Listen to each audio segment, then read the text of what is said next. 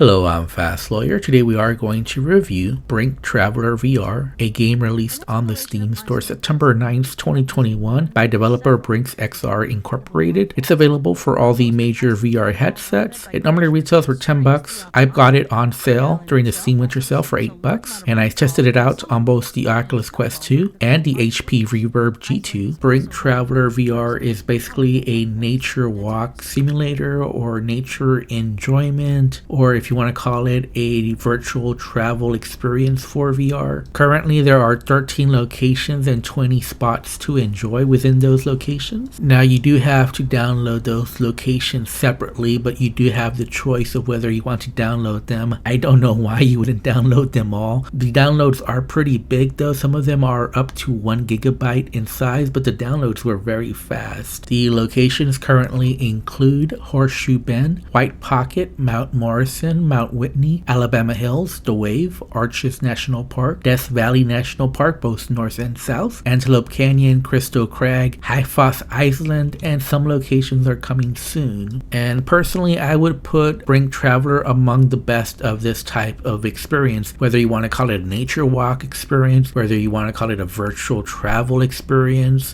whatever you want to call it, this experience is top notch with high quality all around. It has good narrations. It's got good factoids about the locations. It's got great photogrammetry, and you can make the argument that this is the best experience in VR of this type. However, I wouldn't personally say that because I still believe that Matt Newell with Gaze Road Interactive does the best of these, and that is because it was his experience. You're actually walking around the entire map, so you're just that more immersed in the nature experience when you can walk around the entire area and find little secrets here and there. However, I understand that some people might prefer this experience more, especially if you get nausea from walking around in VR. And in this app, you do have a very limited area which you could traverse. Now, there's different locomotion options. I chose full locomotion and smooth turning, and I'm really happy that they added that to the experience, but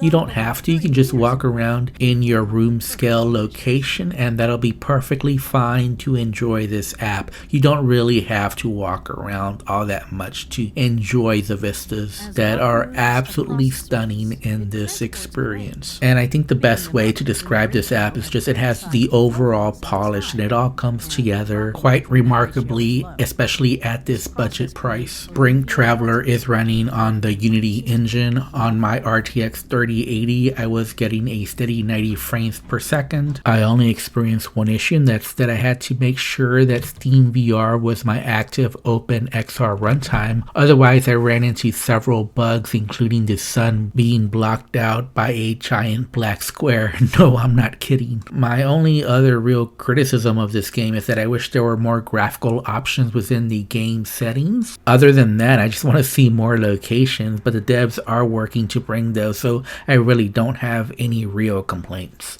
And honestly, I had some reservations about this app because I thought, hey, this is a Quest 2 app. There's no way it's going to compete with the top PCVR nature walking simulators. But indeed, I was mistaken. This is one of the best nature walking simulator apps, or virtual travel enjoyment, whatever you want to call it. It is among the best. As far as a wish list, what I would like to see in the future, I hope they add the ability to listen to your own music while you're chilling out. And obviously, I always want this in this type of app, but a way to make it multiplayer so you can share these locations with other people, that would be awesome. And finally, I think the camera here can be improved. I like the ability to be able to focus more, zoom in, maybe take a selfie with an avatar of yourself. And if I have to rate it, I would give it an 8.5 out of 10. It's up there with Gaze Road Interactive with Matt Newell, and obviously I've already said my preference is for Matt Newell, but I could see other people preferring this app over Matt Newell's work. Either way, they're both great experiences that I highly recommend. Anyways, I'm Fast Lawyer. This has been my review for Brink Traveler VR, and I highly recommend it. I hope you get it. If you enjoyed my video, don't forget to like, comment, and subscribe. And as always, have a wonderful day and enjoy the rest of the video.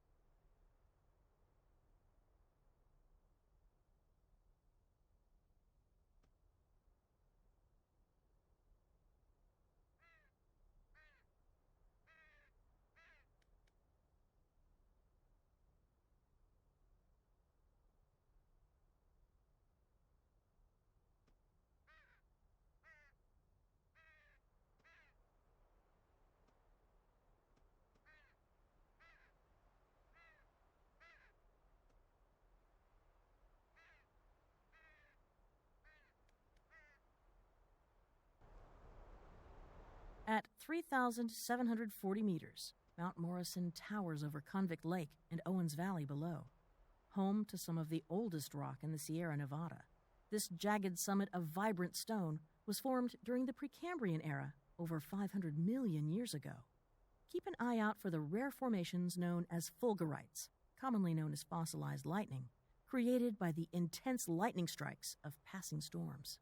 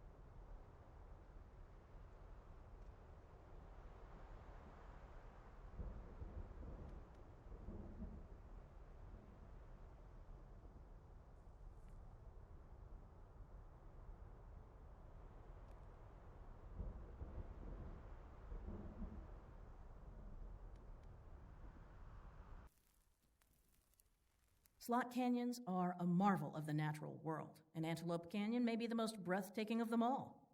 Artists and travelers from all over the world journey to the Navajo Nation in Arizona to experience these twisting canyons of sculpted Navajo sandstone. The sheer walls around you were formed by swift currents of rainwater, which cut deeper and deeper into the earth with each passing storm. Flash floods can pose an immense danger to hikers in these canyons, but luckily, we don't have to worry about that now.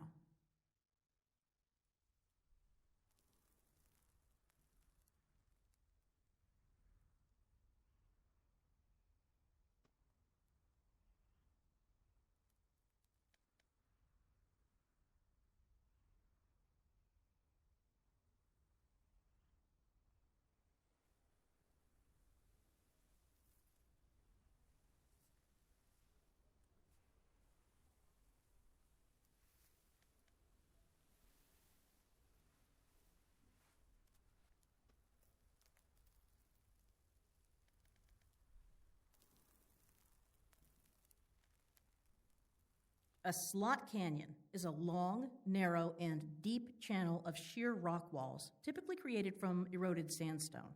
Some slot canyons can measure less than a meter across, but drop more than 30 meters deep to the floor of the canyon.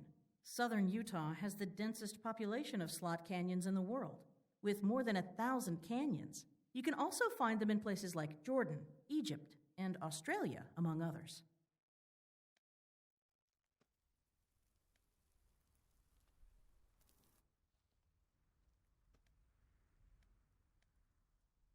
The same rainwaters that formed these canyons can pose a fatal danger to unsuspecting adventurers. Flash floods can occur with little to no warning from storms miles upstream. Always remember to check weather forecasts before venturing into any canyon susceptible to flooding. Hikers should not enter a slot canyon if there is any sign of rain in the surrounding area.